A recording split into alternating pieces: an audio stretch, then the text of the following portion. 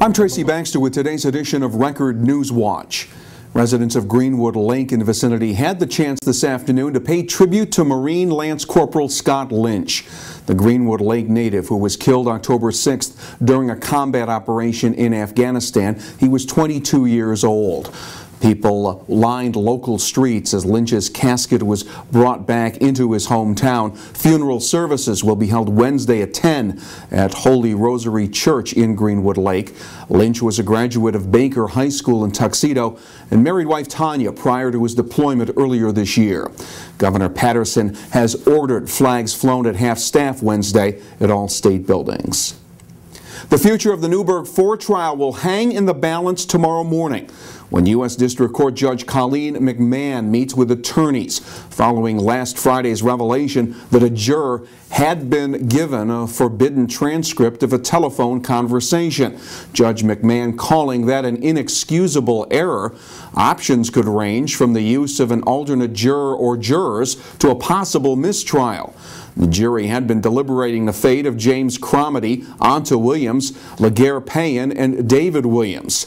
The four Newburgh men charged with plotting to bomb a synagogue and Jewish center in the Bronx, as well as a plan to shoot down planes at the Stewart Air National Guard base.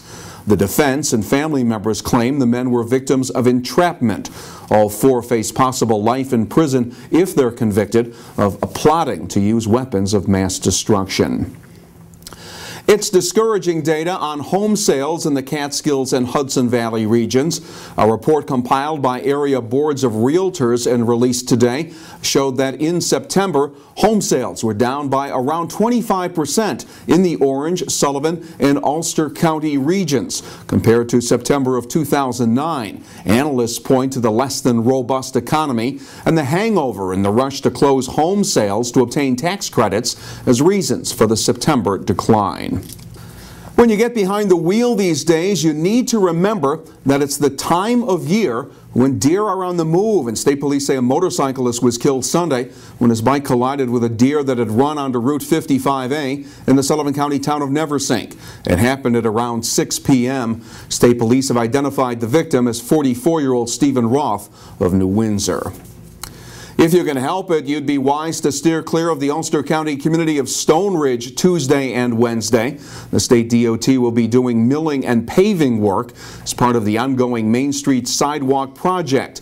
And the town of Marbletown has issued a traffic advisory warning of major delays both days and into the evening hours for those trying to navigate through the hamlet along Route 209. The same congestion situation is expected next Monday and Tuesday.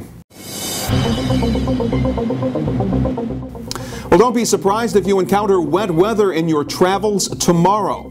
The Tuesday forecast calls for a good chance of showers with the highs in the mid-60s. That system will clear out, leaving us with a sunny sky Wednesday, but it'll be on the cool side with the high temperatures again in the mid-60s.